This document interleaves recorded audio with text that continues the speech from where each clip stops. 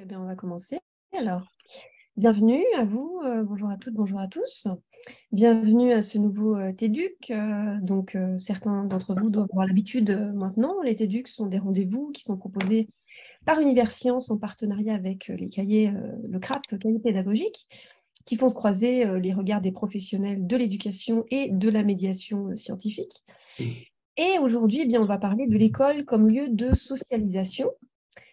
Pourquoi? Parce que, notamment, l'exposition Foule s'ouvre à la Cité des sciences et de l'industrie et que c'est l'occasion justement de parler de socialisation, qui est donc ce processus par lequel les individus intériorisent les valeurs et les normes de la société dans laquelle ils évoluent. On aura l'occasion de reparler de cette définition.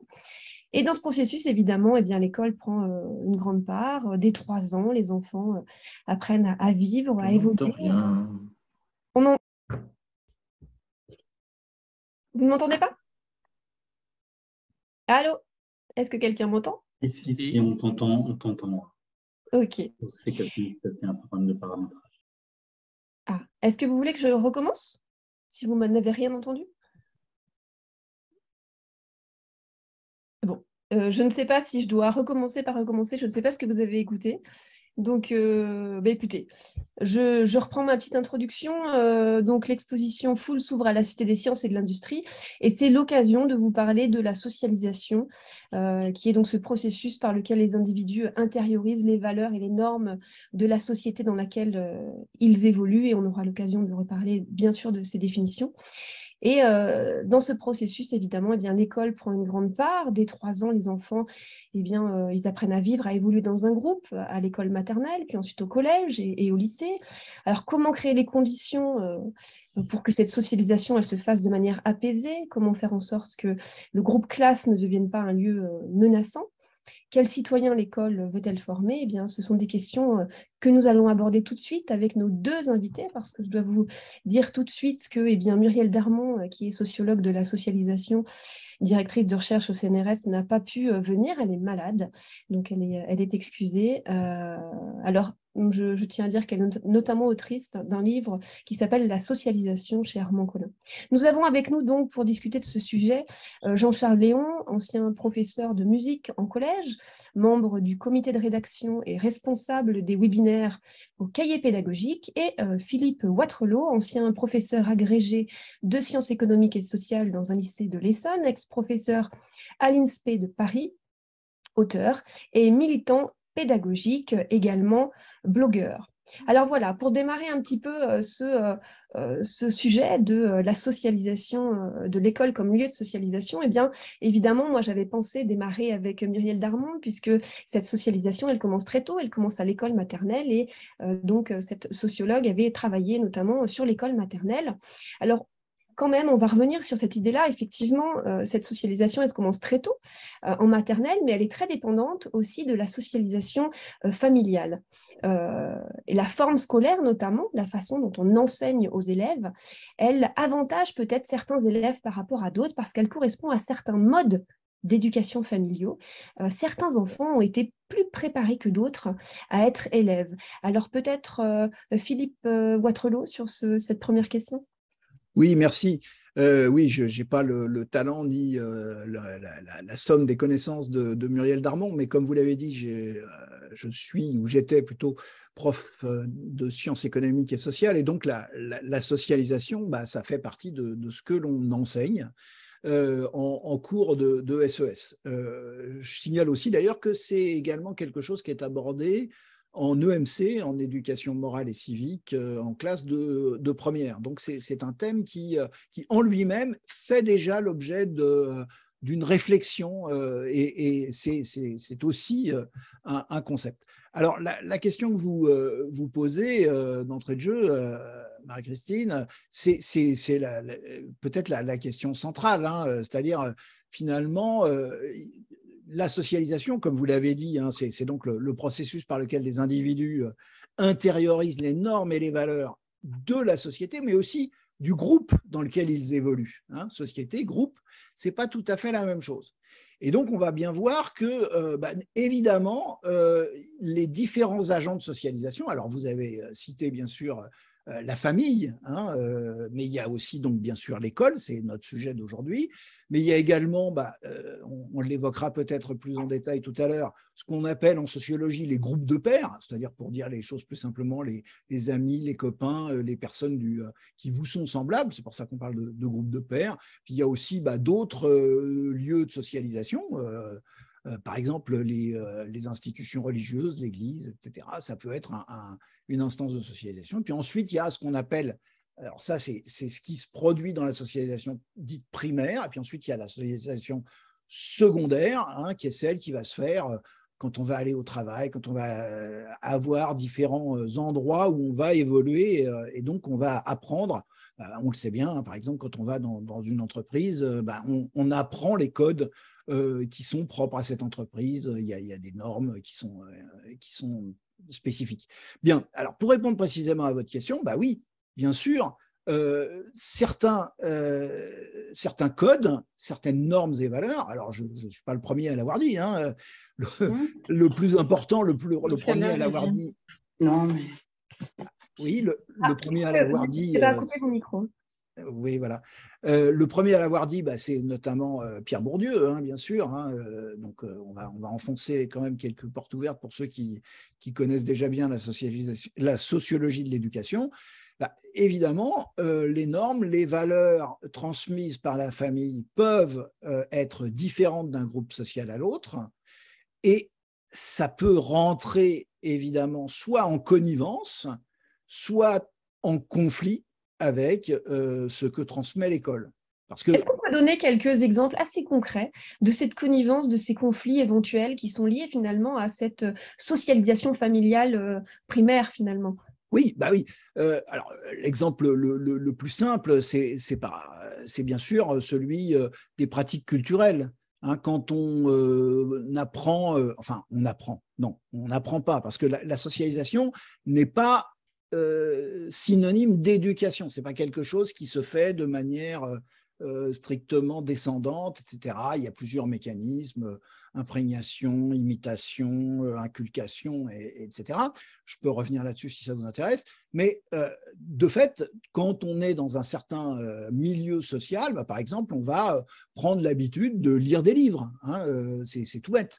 On va prendre l'habitude de discuter à table avec ses parents, de faire valoir son point de vue, et tout cela peut rentrer donc en connivence avec ce qui est attendu par l'école. Bourdieu parle de culture légitime, hein, et ça va bien au-delà de ce qui est strictement les connaissances elles-mêmes. Hein, certains sociologues de l'éducation parlent d'un cursus caché pour désigner ce que l'école transmet et qui n'est pas directement inscrit dans les programmes.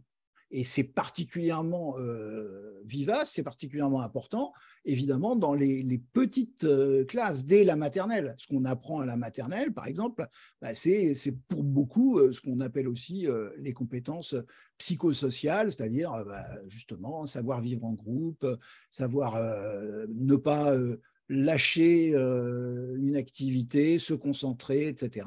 Tout ça, c'est aussi ce cursus caché qu'évoquent les sociologues.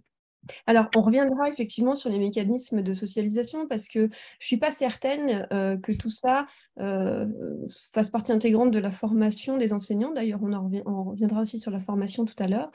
En aparté, je dis aux personnes qui sont là, parce qu'on n'est pas très nombreux, qu'il ne faut pas hésiter à prendre la parole, à lever la main, à laisser des commentaires. Vraiment, on est sur le mode de l'échange, donc n'hésitez pas.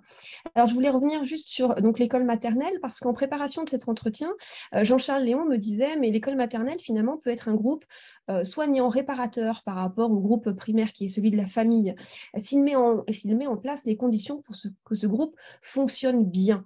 Alors, justement, à quelles conditions ce groupe fonctionne bien, Jean-Charles Léon?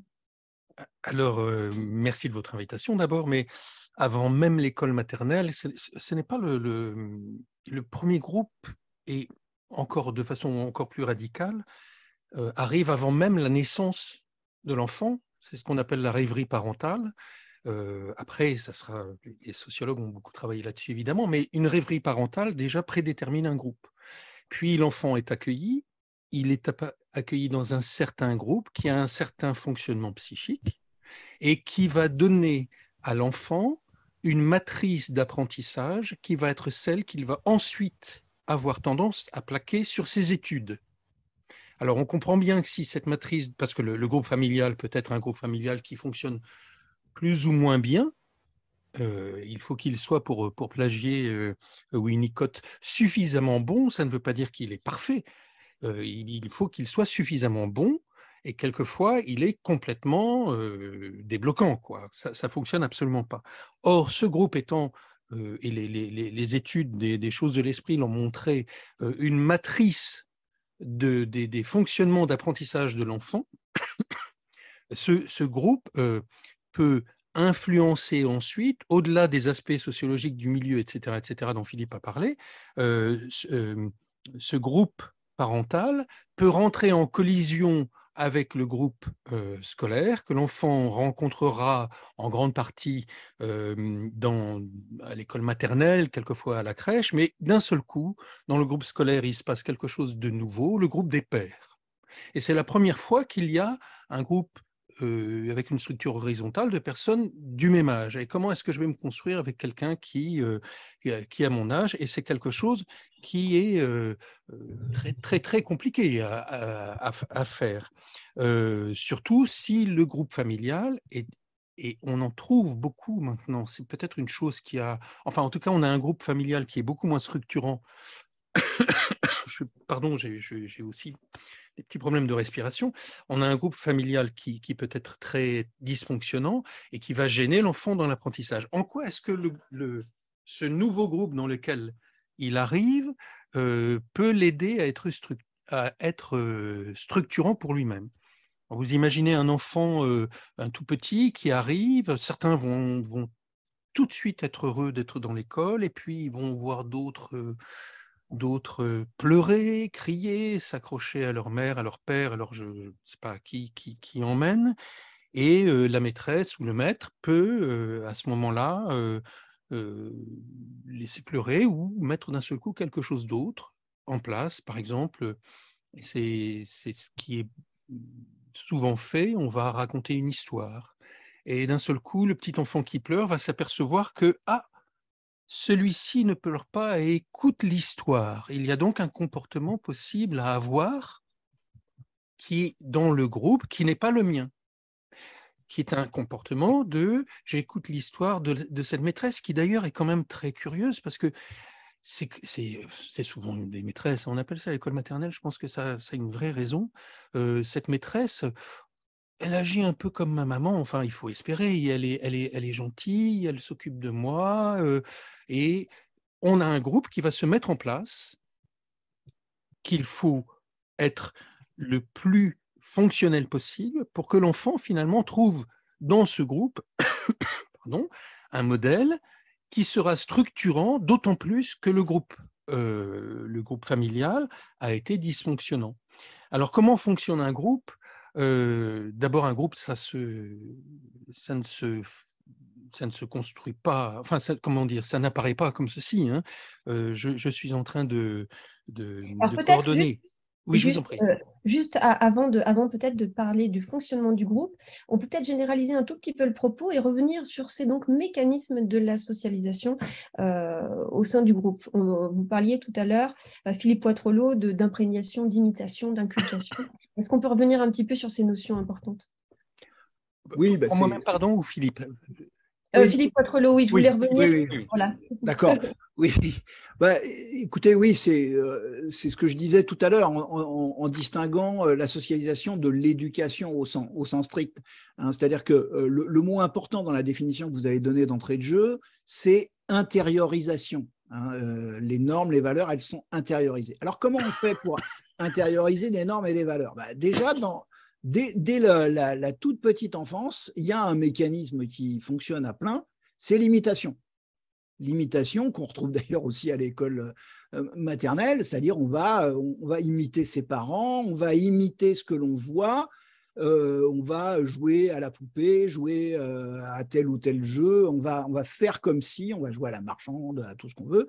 Voilà. Et donc ça, c'est évidemment une forme de socialisation qui est, bien sûr, très importante. Alors, attention, ça ne se passe pas toujours de manière harmonieuse. Il y a aussi la sanction qui peut jouer, puisqu'on est dans un ensemble on est en train de balayer un certain nombre de mécanismes de la socialisation. Il y a aussi la sanction. On peut encourager évidemment les enfants, mais on peut aussi de temps en temps les sanctionner. C'est ce que font les parents en disant non, ça, tu n'as pas le droit de faire ça, comme ci, comme ça, etc. Ai-je besoin de dire que l'école, elle aussi, utilise beaucoup la sanction? Je pense qu'on l'aura compris facilement. Et donc, voilà, ça peut être plus ou moins explicite. On peut bien sûr en rester sur ces formes qui peuvent quelquefois être assimilées, apparentées à une forme de dressage. J'encourage ou je sanctionne, mais on peut aussi, et heureusement, être dans l'inculcation, dans l'interaction, c'est-à-dire expliquer aux enfants le sens de telle ou telle règle. Tu n'as pas le droit de faire ceci parce qu'il y a tel danger, il y a telle chose à faire, ou tu peux faire cela, mais jusqu'à une certaine limite, etc. Donc voilà, on peut brosser assez rapidement les différents mécanismes qui vont être en jeu. L'imprégnation, parce que j'ai évoqué ce terme-là aussi, c'est tout simplement lorsque on est au sein d'un groupe et qu'on va justement à la fois dans une interaction et dans une imitation, adopter les normes et les valeurs incarnées dans les normes du groupe. C'est particulièrement vrai, notamment dans les groupes de pairs. On sait bien, on va s'habiller tous pareil, on va se rire aux mêmes blagues, on va avoir des références qui seront communes. Ça aussi, ça marche beaucoup. Et on pourra peut-être évoquer tout à l'heure le fait que les groupes de pairs, ça peut aussi jouer à la fois en conflit ou en aide, en support, dans la socialisation au sein de l'école. Voilà. Bon, ça, c'est peut-être un autre moment de débat. Voilà, j'espère ne pas avoir été trop long sur cette question. Mais clairement, et surtout y avoir répondu. Non, mais clairement, certains élèves ont sans doute plus de facilité à se fondre dans le moule de l'école que d'autres, précisément parce que les socialisations familiales varient. Et puisque la socialisation familiale semble conditionner d'une certaine manière à la socialisation scolaire, comment l'école, elle peut essayer de résorber cette inégalité de base, pourrait-on dire? C'est loin d'être évident. Alors, Philippe Pernoud, un sociologue de l'éducation suisse, avait forgé le concept de métier d'élève, en insistant sur le fait que finalement, être élève, ça s'apprend comme tout type de métier. Et donc, il y a des contraintes, il y a des règles du jeu implicites qu'il faut connaître. Alors, pour répondre précisément à la question, l'école, elle ne peut, à mon sens, combattre cette socialisation implicite qu'en étant justement le plus explicite possible. Ce que Pierre Bourdieu avait montré dès 1966 avec les héritiers, écrits avec Jean-Claude Passeron, c'est que justement, les héritiers, c'était ceux qui avaient les codes implicites de l'école. Nous, notre boulot, c'est de rendre explicites ces codes de l'école, de rendre explicites toutes les références. Et c'est ça peut-être le meilleur moyen de lutter contre cette socialisation différenciée. C'est quoi rendre explicite, c'est-à-dire, par exemple dire le plus clairement possible ce qui est attendu des élèves. Bien souvent, alors là aussi, on va prendre des références actuelles. Dernièrement, on a eu quand même une prix Nobel de littérature en France, Cocorico, qui s'appelle Annie Ernaux. Et quand on lit Les armoires vides ou quand on lit La place, pour moi, La place a été un livre absolument essentiel dans ma vie d'homme. Ça m'a parlé à un point important, je pourrais y revenir d'ailleurs. ce qu'elle montre bien, c'est que justement, elle n'avait pas tous les codes de l'école et qu'il a fallu qu'elle apprenne à rire des mêmes plaisanteries, qu'il a fallu qu'elle comprenne que voilà, il fallait faire des phrases plus longues, etc. Bon, là, elle n'a peut-être pas réussi forcément. Non, c'est une blague. Mais bref, voilà, c'est tout ça. Jean-Paul Delahaye, qui a été numéro 2 du ministère sous Vincent Payon, l'évoquait hier dans le documentaire sur l'école qui est passé sur France 2. Et il le dit d'ailleurs dans un très très bon livre que je conseille à tous qui s'appelle Exception consolante. Il vient d'une famille très pauvre et lui, dans sa famille, on avait l'habitude de faire des phrases courtes parce que voilà, on était dans l'essentiel. Or, dit-il dans son livre, ce que l'on attend à l'école, c'est de développer, c'est de montrer sa culture, etc. Et donc, c'est tout ça qui est bien souvent complètement implicite, que les enseignants ne disent pas, ou très peu, pas assez en tout cas, et qu'il faut être capable de rendre explicite. Alors, on a une remarque, rendre les normes explicites sûrement, mais pas toujours en acceptant de les discuter. Je ne sais pas si... il y a beaucoup de choses discutables tout de même. Ce qui est indiscutable, c'est tout ce qui a trait aux lois de la société, quoi. Enfin bon, ça me paraît, les lois fondamentales de la société sont indiscutables et on se tient d'y tenir. Mais en fait, il y a aussi... Discuter, la parole fait partie de la socialisation. Et interdire la parole sur beaucoup de sujets est d'abord problématique à mon sens. Je voudrais en revenir sur cet implicite. Moi, j'ai souvent été très choqué, je viens aussi d'un milieu en grande partie populaire, toujours très surpris des réactions de collègues qui, par exemple, ne supportaient pas le langage de certains enfants qui n'était qu'un langage naturel, un langage très populaire et qui n'était pas accepté par l'enseignant comme étant quelque chose qu'il atteignait en lui-même.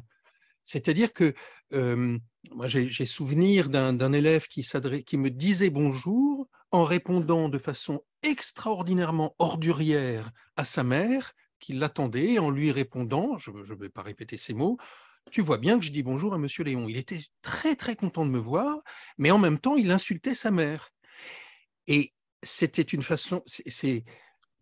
Il y avait là, et la mère l'acceptait, dans le sens où on sentait bien qu'il y avait une façon d'être dans le langage.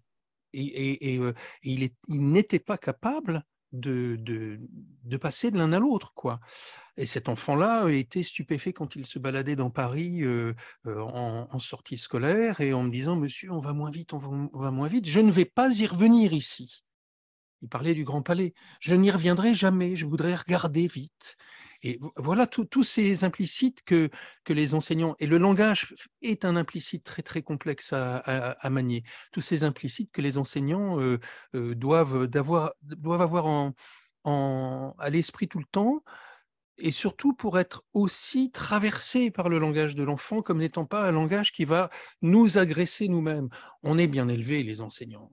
Voilà, on est bien élevés, et qu'un enfant nous parle d'une façon, on ne va pas dire ordurière, mais incorrecte, n'est pas automatiquement le signe qu'il nous parle à nous. C'est « il parle ». Voilà. C'est quelque chose de fondamental pour moi. Et ça simplifie la vie. Je vous assure, le jour où on comprend ça en classe, ça simplifie la vie. Parce que ça permet de continuer à parler. Et si on ne parle pas, c'est la guerre. Alors, vous dites, voilà, il faut avoir tout cela en tête. Et aussi avoir à l'esprit... Alors, 3 hypothèses de base du groupe qui, voilà, c'est en préparation de cet entretien, vous me l'avez dit, sont toujours présentes dans la classe et que l'enseignant doit connaître.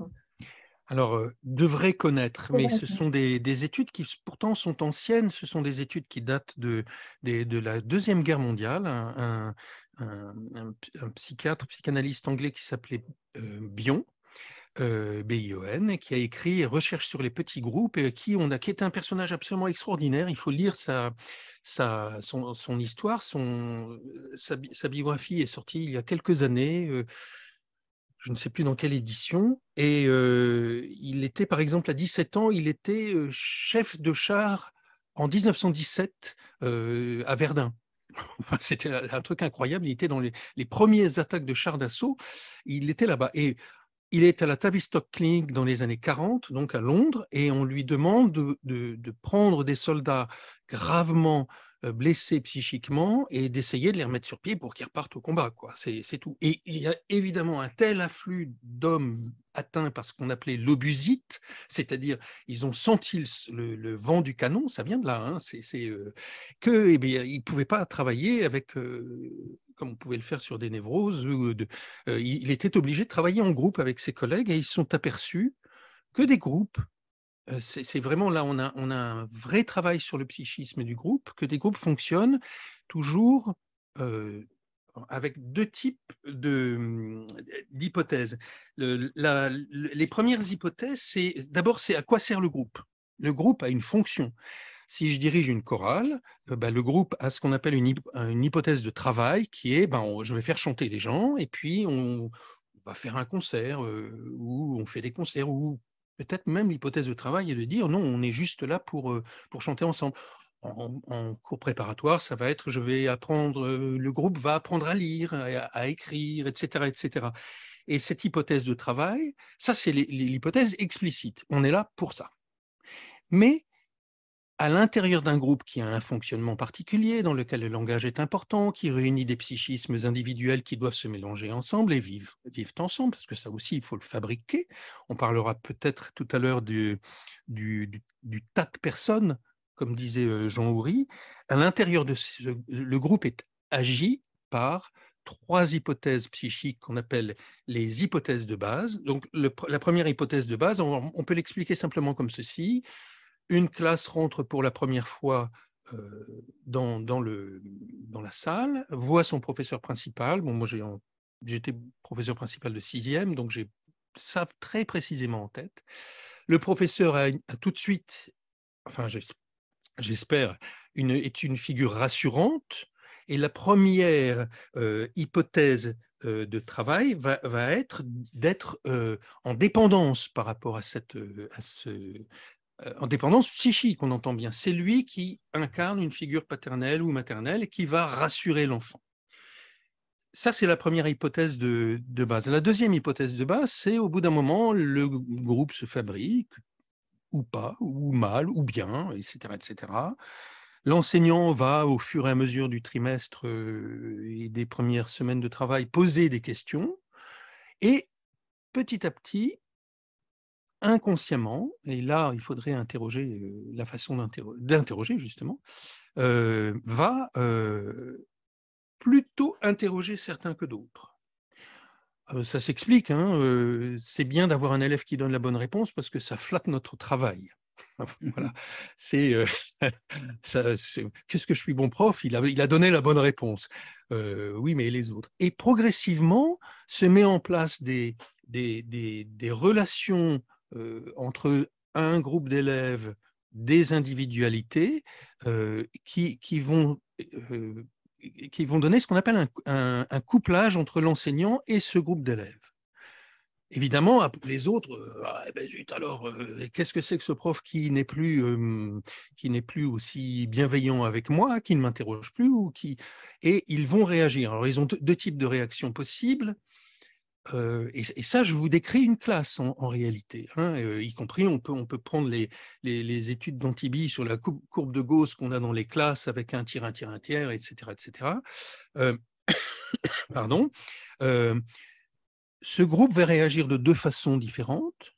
Soit, zut alors, j'ai envie moi aussi de prendre ma part, je vais râler, je vais attaquer soit l'élève qui est dans cette relation privilégiée, soit l'enseignant pour qu'il s'intéresse à moi, dans des relations individuelles, soit l'élève va se considérer comme n'étant pas suffisamment outillé psychiquement et il va s'éteindre. Voilà. Et vous avez un paquet d'élèves qui va qu'à rester autour de la moyenne. Et ça, cette hypothèse de base s'appelle l'attaque ou la fuite. Et il faut bien avoir conscience que ces trois techniques, basic assumption, comme disait Bion, sont présentes, plus ou moins équilibrées. C'est-à-dire qu'une classe très dysfonctionnement, c'est l'attaque-fuite la plupart du temps qui est en jeu à ce moment-là. Une classe très calme, j'ai beaucoup lu Jean Houry dernièrement, et je recommande le livre de Pierre de Lion, Houry donc, Houry ayant un psychiatre à la Borde, etc., ayant une forte relation à la pédagogie par son frère Fernand. Et Houry disait quand tout va bien, faites gaffe, c'est le début des problèmes. C'est-à-dire que, enfin, je ne sais pas si tu as vécu ça, j'imagine que tu as vécu ça. En gros, Philippe, en gros, l'entropie naît, quoi. Quand ça vit et que ça se frotte, il y a automatiquement de la déperdition d'énergie et ça finit toujours par avoir un problème. Et ça, c'est du vécu. Moi, je me méfiais toujours de ces moments où tout était équilibré, où est-ce que ça allait claquer. Et donc, j'étais extrêmement attentif à ça. Et ça, Watt-Polo, vous avez vécu également ce type d'expérience? Oui, bah oui, bien sûr. La dynamique dans les classes, elle est toujours sur le fil. Et moi, ce qui m'intéresse, c'est en effet quand il y a justement. Alors, tiens, je vais reprendre. Je vais essayer de réfléchir par rapport au thème de l'expo qui se trouve à la Cité des Sciences, la foule. Justement. Le problème, enfin, nous, ce qu'on doit essayer de faire, à la fois dans la classe, mais aussi dans l'établissement lui-même, c'est faire en sorte que ce qu'on a en face de nous, ça ne soit pas une foule, mais ça soit bien, même si une foule peut avoir des comportements assez logiques et construits, mais en tout cas, c'est de faire en sorte que ça ne soit pas une foule, mais que ça soit un ensemble relativement organisé. Et donc, qu'il y ait de l'interaction, qui est du frottement, comme le disait très bien Jean-Charles Léon. Et justement, peut-être tirons le fil là aussi d'un autre thème qui me semble essentiel, c'est que le groupe, comme je pense ça sera évoqué dans le prochain numéro des cahiers pédagogiques sur ce thème, le groupe, ça permet d'apprendre. Je rappelle que parmi les grandes conceptions de l'apprentissage, on évoquait Freinet hier dans ce documentaire-là, il y a ce qu'on appelle le socio-constructivisme. On apprend grâce et avec les autres, et pas seulement de la parole strictement descendante de l'enseignant. C'est la confrontation face à un problème qui va permettre d'apprendre. Et donc, en cela, on peut dire que la socialisation, elle est essentielle parce que ça veut dire qu'il va falloir mettre en œuvre au sein de la classe aussi des normes, des valeurs qui vont permettre la coopération, qui vont permettre la discussion démocratique. On évoquait tout à l'heure la question des règles, est-ce qu'il faut tout discuter? Quelquefois, c'est quand même plus intéressant de la comprendre, la règle, que de la suivre parce qu'on a peur de la sanction. Je ne sais pas si je me fais bien comprendre là-dessus. Il faut la vivre. Je disais rapidement, je disais souvent en classe à mes élèves, pourquoi on s'arrête au feu rouge?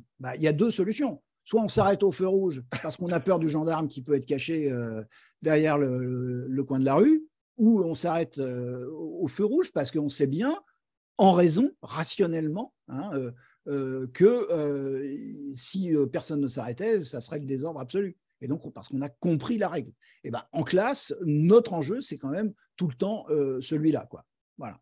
Je ne sais pas si j'ai répondu, je suis parti un peu dans tous les sens. Non, mais voilà. Surtout, qu'est-ce qu'il n'est pas possible de discuter? Par exemple, on peut donner un exemple.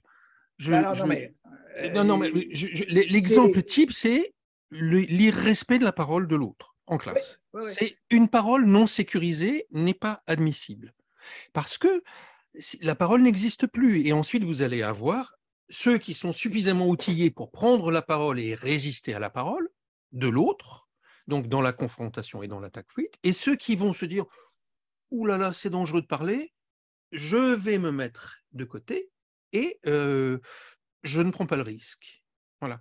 Ça fait partie des choses qui ne sont pas discutables. Si vous lisez, nombreux sont il y a un dossier sur les ateliers philosophie à l'école, par exemple, mais lisez les ouvrages de Michel Tozzi sur les discussions à visée démocratique et philosophique, et c'est ça qui est extrêmement intéressant dans l'outil qui est démocratique et philosophique. Il y a une organisation démocratique de la parole et un respect, qu'on essaie parfait de la parole. Celui qui parle est un interlocuteur valable. Ça fait partie des choses qui sont incontournables. Et quelquefois, ça m'est arrivé jusqu'à la fin de ma carrière, vous savez, je voyais passer entre 400 et 500 élèves toutes les semaines. Donc, on ne peut pas être tout le temps au top. Et quelquefois, un élève pouvait avoir, rarement à la fin, très très rarement, parce que le métier s'apprend, hein, mais pouvait avoir l'impression que je n'avais pas tenu compte de sa parole et que donc il n'était plus l'interlocuteur valable qu'il était en droit d'être.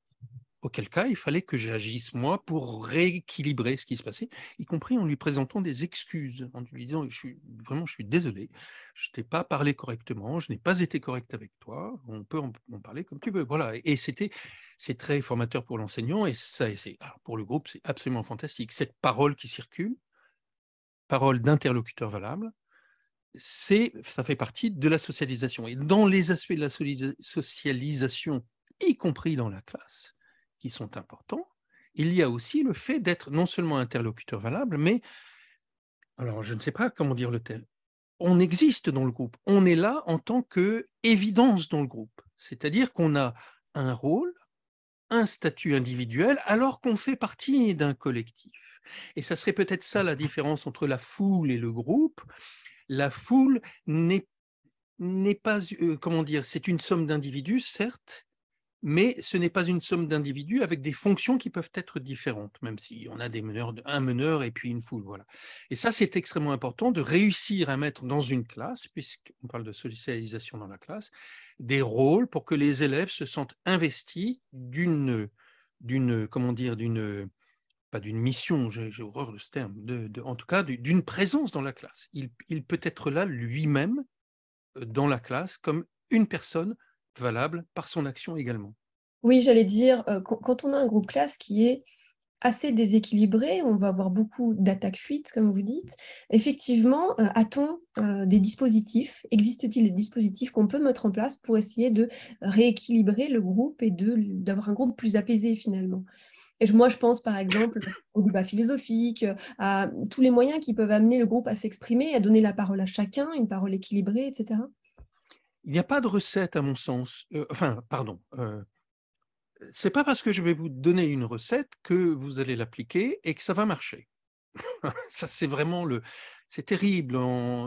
J'ai une petite expérience en formation d'enseignant, et penser que l'on peut regarder et faire pareil et que ça va marcher, alors que c'est pas vrai. Ça peut ne pas marcher du tout, comme ça peut marcher mieux, etc. etc. La première des recettes, c'est sa façon d'être en classe. C'est-à-dire que si je ne m'attribue pas à moi-même les valeurs que je veux que la classe porte, qui vont être le respect de la parole, le respect de la personne, en gros c'est la parole, la violence, le respect de la personne, l'autre comme interlocuteur valable, une bienveillance, mais dans le sens chacun prend soin de l'autre, c'est faisable dans une classe, par les métiers, par les tuteurs, par plein de choses, voilà. Si déjà je ne m'attribue si je ne m'attribue pas ça à moi, enseignant, je ne pourrai pas le mettre en place avec les élèves. Et ça veut dire que par moment, je dois me retirer de mon rôle d'enseignant et me regarder faire en tant qu'enseignant. C'est ce qu'on appelle cette fonction incroyable qui est la fonction -1, qui est la capacité de se regarder être.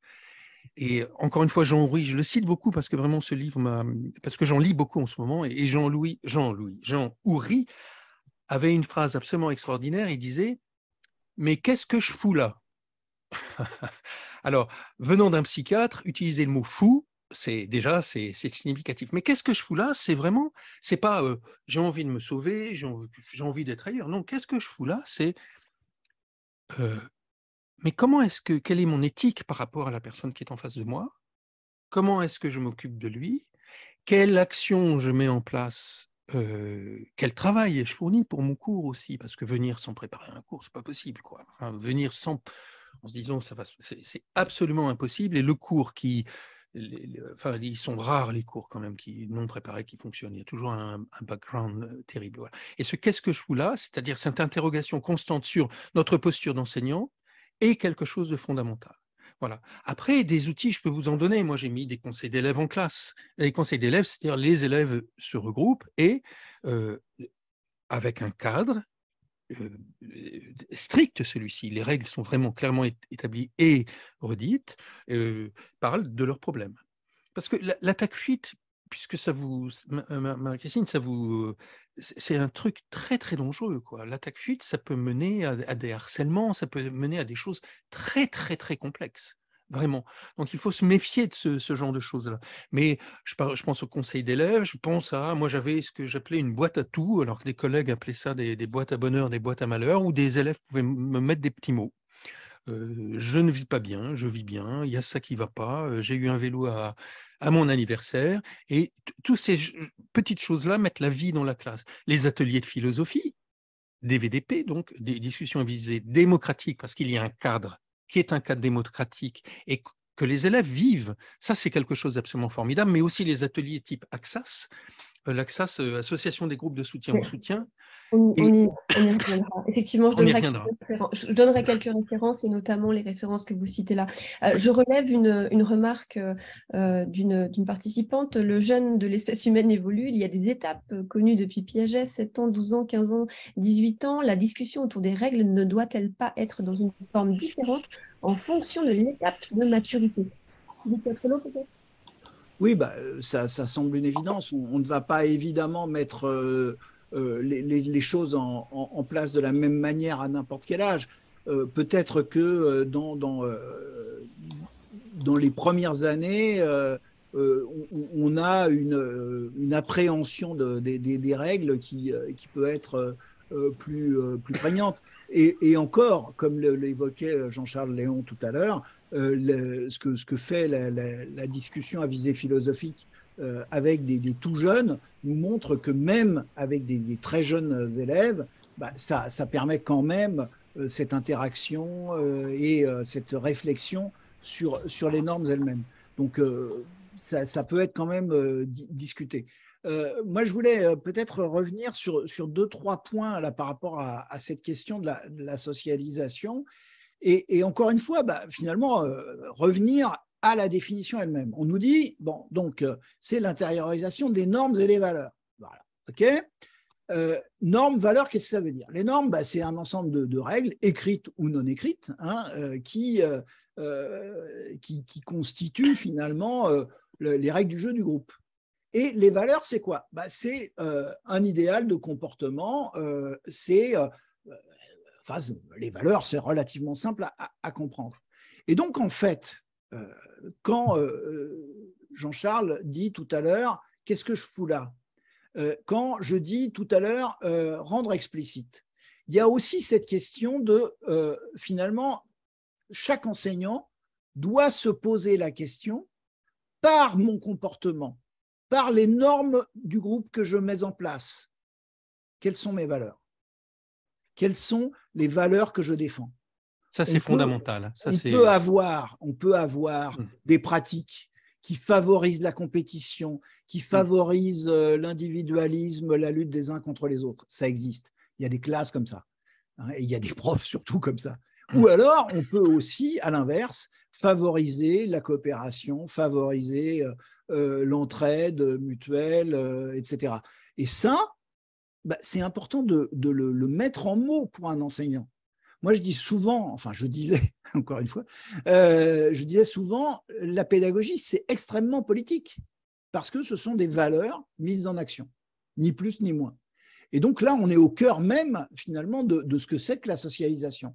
Les valeurs, elles s'incarnent dans des normes, elles s'incarnent dans des dispositifs, dans des comportements, et le rôle de l'enseignant, le boulot de l'enseignant, il doit être sans arrêt dans le questionnement de qu'est-ce que ça donne comme idée de la société, comme valeur que je veux promouvoir au sein de la classe et au sein de l'établissement aussi. Parce que n'oublions pas que il n'y a pas que la classe, il y a aussi l'établissement. Hein, par exemple, on pourrait évoquer très brièvement la notion de climat scolaire qui est super importante et qui veut dire aussi que, bien sûr, la socialisation, elle se joue aussi avec d'autres personnels que simplement les enseignants, que sont les CPE, le personnel de direction, les personnels d'entretien, etc. Et que toutes ces personnes-là peuvent, d'une certaine manière, coopérer, peuvent là aussi s'agréger pour construire un climat scolaire et donc, par conséquent, une socialisation qui soit plus favorable. Voilà. Oui, et créer un cadre de vie, des événements fédérateurs, etc., qui peuvent apaiser en fait la socialisation. Voilà. Et l'autre aspect sur lequel je voulais un tout petit peu insister, parce que je vois le temps qui tourne, ce sont les groupes de pairs dont on parlait tout à l'heure. Alors, pourquoi c'est important? Parce que, évidemment, ces groupes de pairs, c'est-à-dire autrement dit les normes, les règles qui sont ceux des copains, qui sont ceux de la cour d'école, ils peuvent rentrer en conflit avec ce qui se passe dans la classe. Prenons un exemple simple. Un élève a triché. Les autres l'ont vu tricher. Est-ce que vous pensez… Alors, la règle de l'école, hein, la norme de l'école, c'est de ne pas tricher. Est-ce que vous pensez qu'un élève va dénoncer l'autre élève qui triche? La réponse est assez évidente, c'est non. Sinon, qu'est-ce qui se passe? Il est, d'une certaine manière, exclu du groupe, victimisé, et on pourrait aussi évoquer les phénomènes de harcèlement scolaire. Donc, évidemment, non. Hein. Donc, il y a cette forme de conflit qui… voilà, comment dire, il y a des conflits de loyauté, quoi, pour utiliser encore un terme qui est à la limite de la sociologie et de la psychologie, qu'on doit évidemment comprendre et qu'on doit… là aussi, envisager quand on est enseignant. Hein, donc, il y a toute cette dimension qui me semble également importante à considérer. Bon, et c'est même fondamental parce que vous parlez donc, de conflit, comment vous disiez conflit de loyauté. Conflit de loyauté.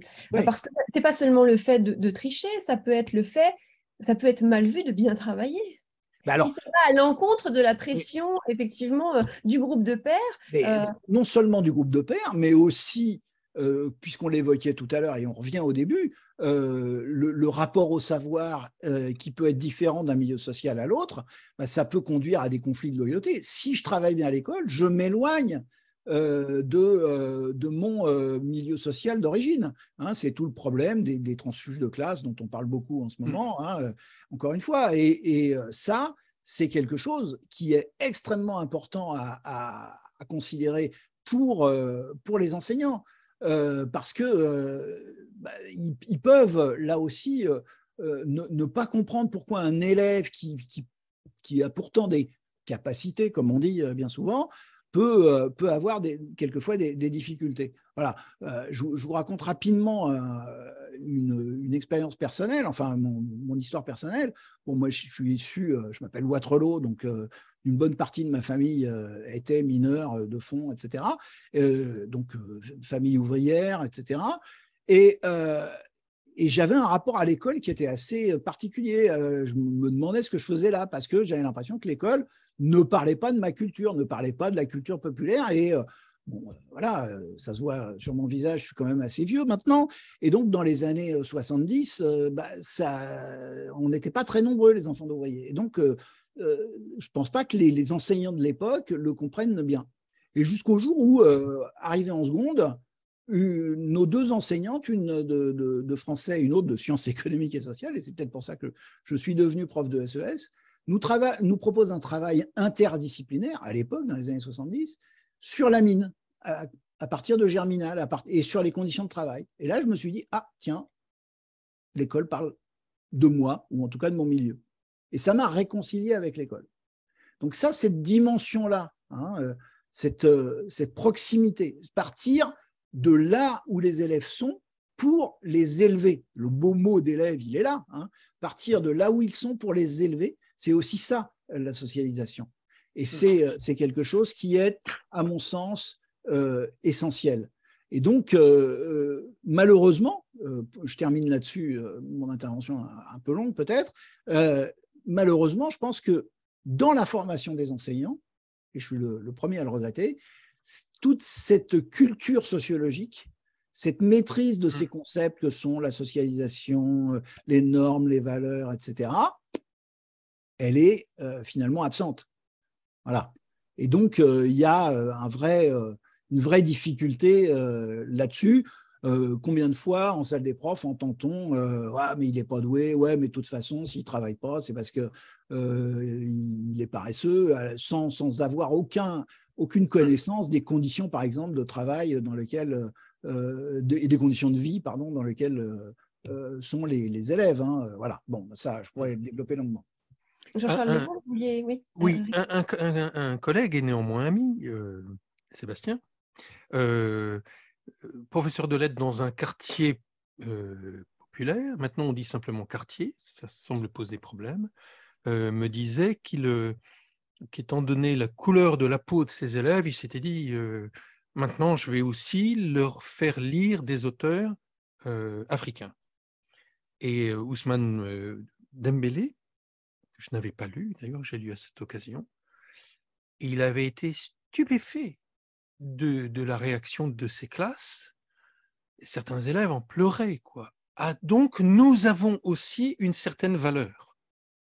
Nous avons une capacité de valeur et une capacité d'être des interlocuteurs valables. On tourne autour des mêmes thèmes, en réalité, depuis le début. Hein. Et je trouve ça incroyable, finalement, qu'on doive y penser. Quelle socialisation pour un enfant qui ne voit d'auteurs que des auteurs occidentaux. Quelle socialisation pour des enfants qui n'entendent que de la musique classique. Et je vous assure, merci la vie de m'avoir fait aimer Bach comme je l'aime, Beethoven, Bach, mais Bach c'est immense. Il n'empêche que permettre à un élève d'entrer en classe de musique et puis de dire « ça, monsieur, qu'est-ce que j'aime ça ?» Je dis bah, « viens, amène-moi la musique, on va l'écouter un petit peu. » Ah, t'as vu un peu comment ça fonctionne, comment ça tourne et tout. Ah, donc vous pouvez mettre des mots savants sur ma musique. C'est ça qui est en jeu. Attention toutefois à ne pas tomber dans l'excès inverse qui consisterait à réserver tel ou tel type de littérature, tel ou tel type de référence culturelle à un public particulier d'élèves. Hein, ça serait l'inverse insupportable. Enfin, bon, voilà, ça serait un négatif inadmissible. Mais malheureusement, il y a cette tentation, ce puérocentrisme qui peut exister. Quoi. Voilà. Alors, oui. Sachant qu'on est sur le thème de la socialisation, il m'est difficile de ne pas évoquer, même si ce n'est vraiment pas le cœur du sujet, mais la question des téléphones portables et des réseaux sociaux. Ma question étant, est-ce qu'ils changent quelque chose à l'organisation de la sociabilité à l'école ou est-ce qu'ils ne font qu'exacerber finalement un certain nombre de phénomènes, de processus qui existaient déjà? Alors moi, je pense qu'ils ne font que les exacerber. L'adolescent, par nature, il traîne avec ses copains, avec ses copines, etc. Il y a ce côté mes meilleurs amis, etc. Et ça, c'est quelque chose qui existe de tout temps. Bon, simplement, auparavant, moi, il me fallait prendre ma mobilette pour aller voir mes copains. Et aujourd'hui, ils sont sans arrêt sur leur téléphone portable.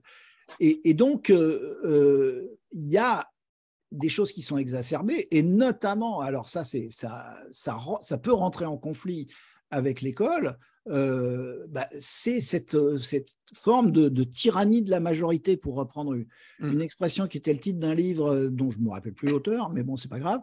C'est-à-dire, en fait, on le sait bien, c'est notamment vrai au collège, hein, les phénomènes des élèves populaires et à l'inverse, les élèves qui sont un peu victimisés, etc.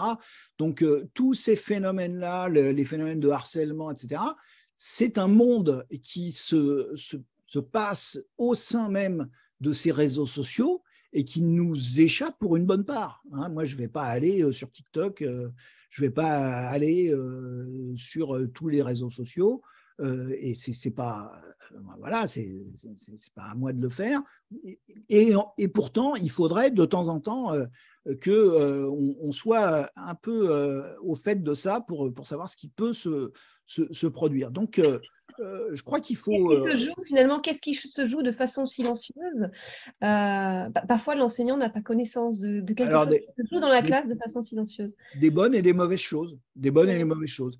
Les bonnes choses, c'est quand les élèves. Alors moi, j'avais des élèves de lycée, donc c'était un petit peu différent. Hein. Je pense que vraiment au collège, c'est un monde qui est un peu plus spécifique. Mais j'avais des élèves qui se créaient un groupe WhatsApp pour s'entraider, etc. Et donc voilà, ça peut être c'est une bonne chose. Mais les mauvaises choses, bah, c'est tout ce on évoquait à l'instant, le harcèlement, le fait que finalement, il y a une sorte de contre-culture qui va se mettre en place et qui offre aussi, par le biais des influenceurs notamment, d'autres modèles de réussite que celle de l'école.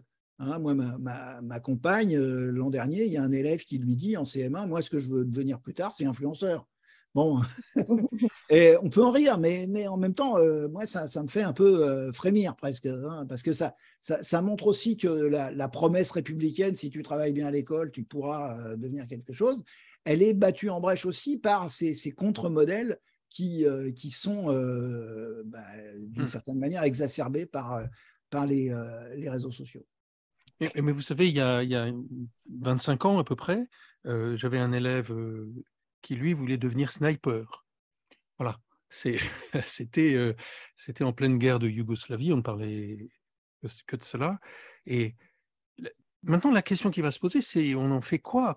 Parce que c'est aussi une forme de socialisation très souvent pervertie. Alors, le collège, c'est un lieu pathologique. Hein. J'y ai passé presque toute ma vie, puisque j'ai enchaîné le collège en tant qu'élève, et puis bon, très rapidement après en tant qu'enseignant, où je suis resté 42 années. C'est un lieu compliqué d'enfants, puis d'adolescents. L'adolescent, vous savez, la définition, c'est celui qui grandit, qui est en cours, en train de grandir. Et là, il interroge le groupe avec d'abord un paradoxe, c'est que ils sont groupaux, ils sont grégaires, les adolescents, mais ils restent quand même extrêmement individuels.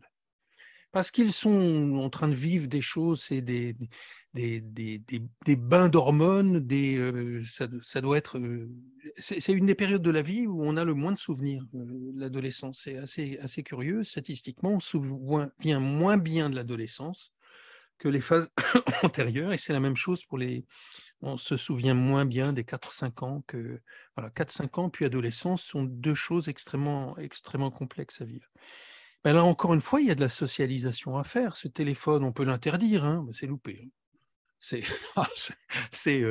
On a interdit le téléphone il y a 5 ans au collège, où tous les collèges se sont mis à réfléchir à des boîtes dans lesquelles les élèves allaient mettre leur téléphone en rentrant. Enfin, c'est ingérable, c'est impossible. C'est vraiment ces 500 téléphones à gérer. Et non, voire plus, c'est impossible.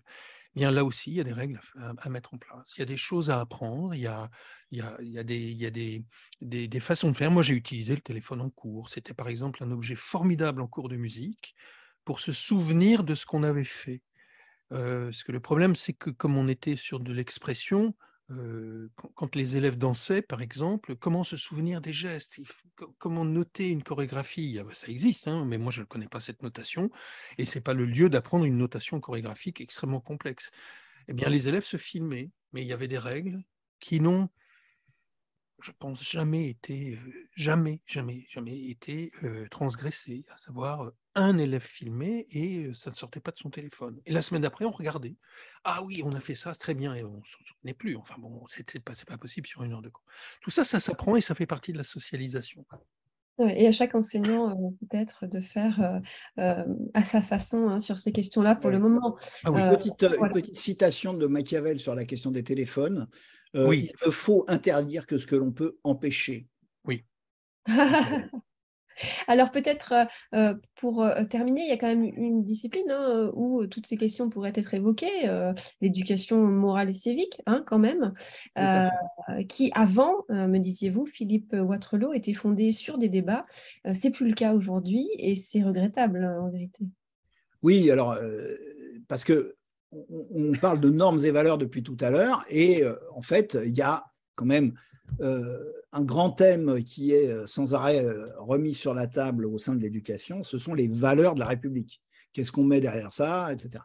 Donc, il y a eu auparavant l'éducation civique, juridique et sociale, le CJS, et puis ensuite donc l'éducation morale et civique, hein, qui apparaît avec Vincent Payon, 2013, etc. Et puis, effectivement, qui était construite sur justement cette interaction, cette compréhension. Il s'agissait de débats, de dilemmes, etc. Et puis aujourd'hui, on a des programmes d'EMC qui ont été modifiés. Alors, je ne sais plus si c'était il y a 3 ans ou 4 ans, mais qui sont des programmes beaucoup plus prescriptifs, beaucoup plus injonctifs, hein, avec des notions, et qui doivent être, d'une certaine manière, à prendre. On a des enseignants qui font des interrogations sur les valeurs de la République. Et moi, j'ai un peu de mal avec ça, parce que finalement, ça nous renvoie à ce qu'on disait tout à l'heure, c'est-à-dire que la socialisation, c'est pas l'éducation, c'est pas l'enseignement à proprement parler. Qu'est-ce qu'il faut? Est-ce qu'il faut inculquer les valeurs de la République, ou au contraire, les faire vivre, les faire finalement les incarner dans nos dispositifs, les faire vivre dans la classe, dans l'établissement, par la démocratie lycéenne, par exemple, par une bonne considération des élèves, etc. Et voilà, tous les débats, alors ça pourrait nous mener très très loin, mais tous les débats sur justement ces valeurs de la République, est-ce qu'on est Charlie Hebdo, est-ce qu'on est les problèmes comment dire, de sanctions vis-à-vis de ceux qui ne rentrent pas dans la conformité à ce qui est attendu dans les commémorations, etc., par exemple. Hein, je pourrais développer, mais on n'a pas trop le temps de le faire. Tout ça, ça pose derrière une question qui est finalement des valeurs.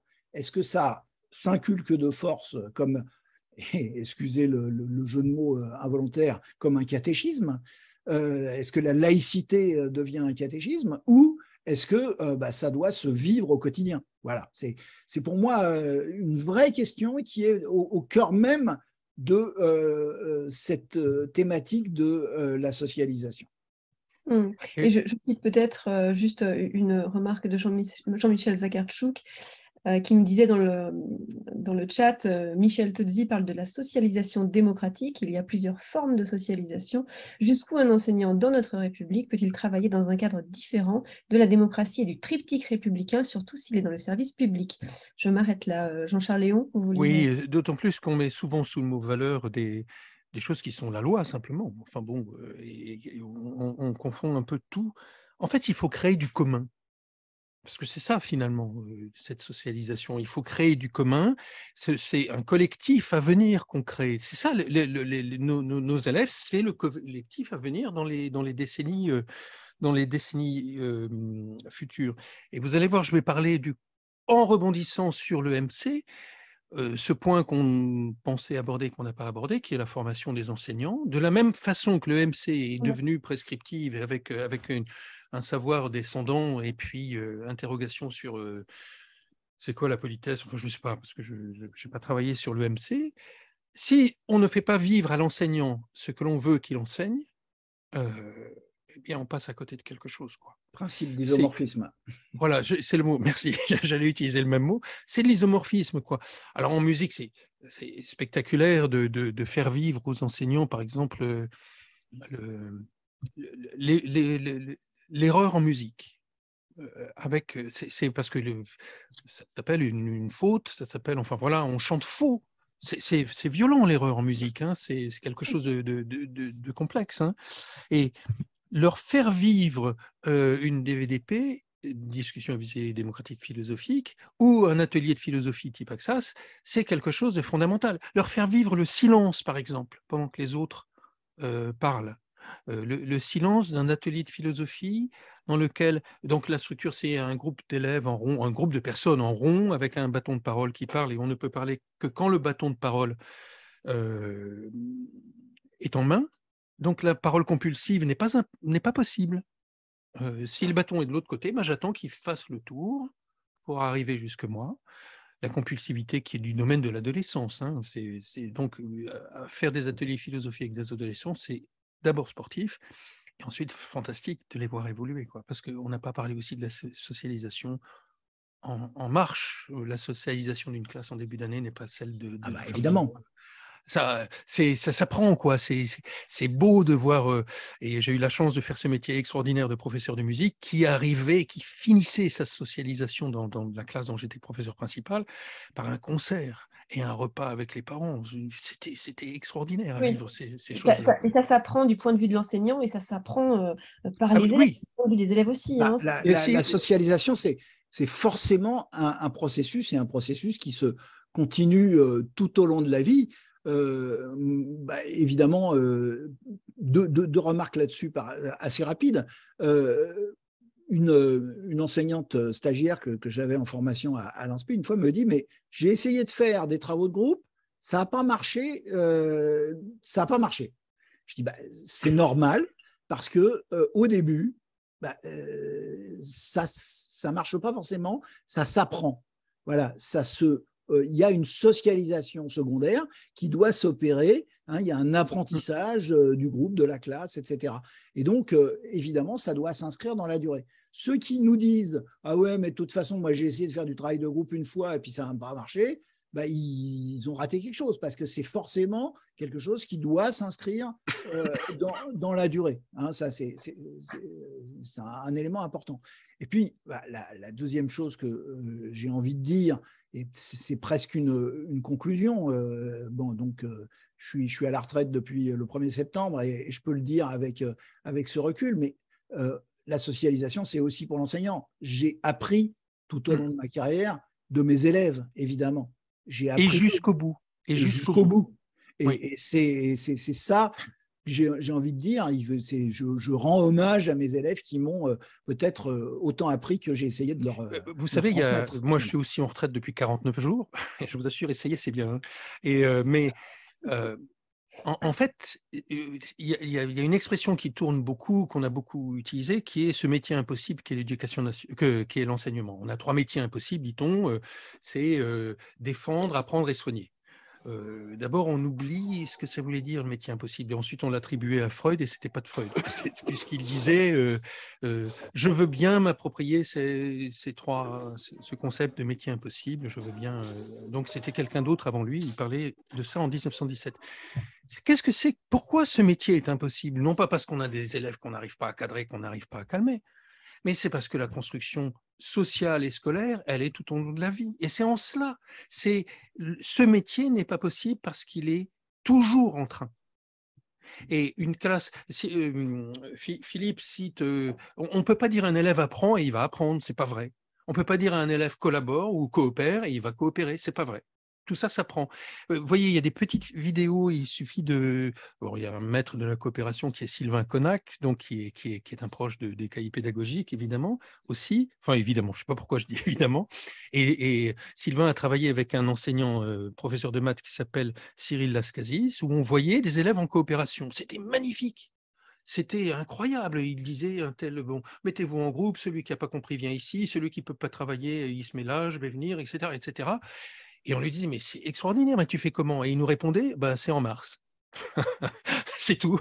Alors, je vais relayer une question, excusez-moi, parce qu'elle est très intéressante. Une participante, Véronique Ezrati, qui nous dit, est-ce qu'il y a une contradiction entre l'organisation, le fait d'organiser des débats, en fait, et le fait qu'il y ait des élèves qui soient mieux armés pour intervenir dans les débats, grâce à ce dont on a parlé au début, la socialisation, de l'apprentissage du milieu socioculturel, ou parce qu'ils résistent mieux aux critiques, enfin du fait qu'il y ait une inégalité comme ça sociale de base entre les élèves, est-ce qu'organiser des débats, ça pose pas problème? Sauf si on protège. Ça pose problème. Oui, mais... bien sûr que ça pose problème si déjà si on n'en a pas conscience. Voilà, mais les choses ne sont pas figées une fois pour toutes. Alors, on a beaucoup critiqué, par exemple, le fameux grand oral, etc. Mais moi, je pense que enseigner l'apprentissage de l'oral, le fait de prendre la parole, et d'ailleurs, ça ne se fait pas qu'au moment du bac, mais ça se fait aussi au collège avec l'histoire des arts et d'autres aspects, évidemment, c'est un moyen aussi de combattre ces inégalités socioculturelles. Il y a une autre inégalité qui est importante, parce qu'on a parlé de la socialisation différenciée selon le milieu social, mais il y a aussi la socialisation genrée, hein, oui. filles-garçons. Et il faut aussi avoir conscience, quand on est enseignant, que inconsciemment, parce qu'on fait les choses inconsciemment, nous aussi, inconsciemment, on peut être amené à donner plus facilement la parole à ceux qui lèvent la main, qui sont le plus remuants. Il se trouve que souvent, ce sont des garçons et que on en oublie les filles. Et ça, c'est également super important, hein. Et donc, arriver… alors, voilà, je me souviens d'une chose qui était arrivée il y a quelques temps. Une collègue était arrivée en salle des profs en disant, voilà, j'ai un parent d'élève qui m'a envoyé un courrier en disant que j'obligeais sa fille à parler et que c'était pas dans sa nature. Alors la réponse unanime des profs, c'était justement, nous, on n'est pas dans la nature, mais on est dans quelque chose qui est culturel.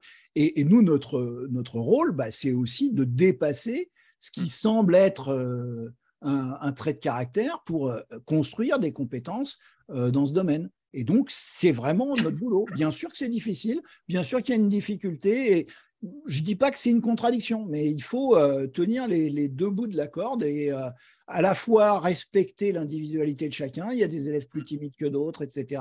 Et il faut les encourager, les soutenir, etc. Et puis en même temps, les pousser un peu à prendre la parole. Et donc, c'est vraiment là aussi quelque chose qu'on doit faire au quotidien. Un dernier mot là-dessus, très rapidement. Un dernier mot très rapidement. C'est, moi, je disais souvent à mes stagiaires, la classe n'existe pas. La classe n'existe pas. Souvent, le raisonnement d'un jeune prof, c'est de se dire « Ah, la classe a été super, ils ont bien participé. » Et en fait, quand on réfléchit bien, il y a eu trois élèves qui ont levé la main et qui ont répondu. Tous les autres, ils étaient planqués derrière et ils attendaient tranquillement que ça se passe. La classe n'existe pas. Ce qui existe, ce sont des individus qui sont reliés les uns et avec les autres par un certain nombre de règles, par un certain nombre de choses qui sont indicibles et que l'enseignant contribue à construire, d'autres qui lui échappent, hein, la socialisation par les pairs, etc. Et c'est ça qu'il faut être capable de gérer. Il faut qu'on comprenne que, alors, puisque le titre de l'écho, c'est la foule, il faut comprendre que, justement, il ne faut pas qu'on soit face à une foule, mais bien face à un groupe construit, mais il ne faut pas non plus oublier qu'il faut faire exister chaque individu au sein du groupe. Et pour en revenir au débat et à l'inégalité d'origine sociale, etc., un débat, ce n'est pas à débattre ensemble. Si les règles sont fixées, si la parole est protégée, si on est dans le cours de l'année, etc., eh bien, tout élève pourra participer s'il le désire. Et j'ai souvenir, moi, d'une élève qui, pendant un milieu très, très, très, très abîmé, vraiment une histoire terrible, et on s'est aperçu dans les ateliers philosophiques, à partir du mois de décembre, qu'elle se mettait à parler à une condition, c'est qu'elle répète ce qu'un autre élève ou une autre élève avait dit avant. C'est-à-dire qu'elle prenait le risque d'une parole qui n'était pas encore la sienne, avant de prendre le risque d'une parole qui allait être la sienne. Et ça c'était, on a considéré que c'était un progrès fantastique. On aurait pu dire, elle copie, elle répète des choses. Non, non, on a vraiment eu là l'effet d'un groupe qui était extraordinairement fonctionnant. Il faut dire qu'on y mettait beaucoup de cœur et beaucoup de travail. L'effet des ateliers de philosophie, l'effet des ateliers d'élèves, des conseils d'élèves, l'effet des quad neufs, l'effet de, enfin, tout ce que vous voulez là-dedans, et d'une équipe de profs fonctionnante qui travaillait ensemble. Et là, on trouve encore une fois l'isomorphie. L'année où j'ai eu 17 profs avec moi en 6e au conseil de classe, ça a été l'horreur. Je vous assure, c'était une année où en début de 5e, 5 élèves passaient en conseil de discipline parce qu'ils étaient complètement désocialisés dans une classe où ils n'avaient aucun repère et où aucun discours commun ne pouvait se tenir. À 17 profs, c'était un cas exceptionnel que j'ai rencontré une seule fois dans ma vie, mais on peut en arriver à ça. Ça reste un métier extrêmement difficile. C'est un métier qui s'apprend, contrairement à ce qu'on essaie de quelquefois nous dire. Et c'est un métier difficile, c'est un métier génial. Moi, je me suis éclaté j'ai eu un plaisir fou pendant des décennies, donc. Et on est au cœur du phénomène d'apprentissage, sachant que derrière cette socialisation, il y a des compétences, il y a des connaissances qu'il va falloir apprendre, il y a du être ensemble, il y a du commun à construire, mais on est là pour apprendre. Merci beaucoup et on n'épuisera pas le sujet. Je vous remercie beaucoup tous les deux d'être venus répondre à nos questions. Je voulais partager aussi quelques ressources parce qu'on a notamment une personne qui partageait une ressource sur la socialisation, les fiches du collège sur la question qui ont l'air très bien. Oui. Moi, j'avais relevé aussi... attendez, je vais essayer de partager tout ça. Tac, voilà, j'avais partagé, hop. Voilà. Donc, Philippe Poitrelot, votre blog, Muriel Darmon qui n'est pas là, mais son livre La socialisation chez Armand Collin. Également un article qu'elle avait écrit dans Société et représentation, la socialisation entre famille et école, observation d'une classe de première année de maternelle. Donc c'était un travail qui datait de 2001, mais m'a-t-elle dit qui pourrait encore s'appliquer aujourd'hui. Le livre de Sylvain Connac, Jean-Charles Léon, Jean-Michel Zakartchouk, Construire ensemble l'école d'après. Et puis moi j'avais relevé un stand de référence aussi qui pouvait être intéressante au vu des discussions qu'on avait eues en préparation de ce webinaire. La discussion à visée démocratique et philosophique, on peut trouver pas mal de choses sur Réseau Canopé. Il y a toutes les rencontres des cahiers pédagogiques, bien sûr, les ateliers philo de l'Axas, donc comme vous me disiez, Jean-Charles Léon. Allez voir aussi du côté de la chaire UNESCO pratique de la philosophie avec les enfants, etc. Michel Tozzi, dont il a été question également. Edwige Chirouter. Il y a notamment un article dans l'IB très récent. Edwige Chirouter, philo pour les marmots, donc je vous le conseille. Et puis à venir, un numéro des cahiers pédagogiques consacré au groupe. À quoi sert le groupe qui est prévu pour février 2023. Voilà, donc je vous remercie encore une fois beaucoup. Et puis, je signale juste aussi un livre qui était paru l'an dernier qui s'appelle, que j'ai écrit, qui s'appelle « Je suis un pédagogiste » chez ESF Sciences Humaines. Oh, super. Merci. Voilà. J'ai oublié. Compris. C'est impardonnable. Bon, non. Merci beaucoup et j'espère rendez-vous pour le... J'espère qu'on a pallié à l'absence de Muriel Darmon. Superbement. Je crois que la discussion a été intéressante. Merci beaucoup. Et rendez-vous pour le prochain TEDUC le 23 novembre. Vous pourrez retrouver le programme sur le site dédié. Merci beaucoup. Au revoir. Au revoir.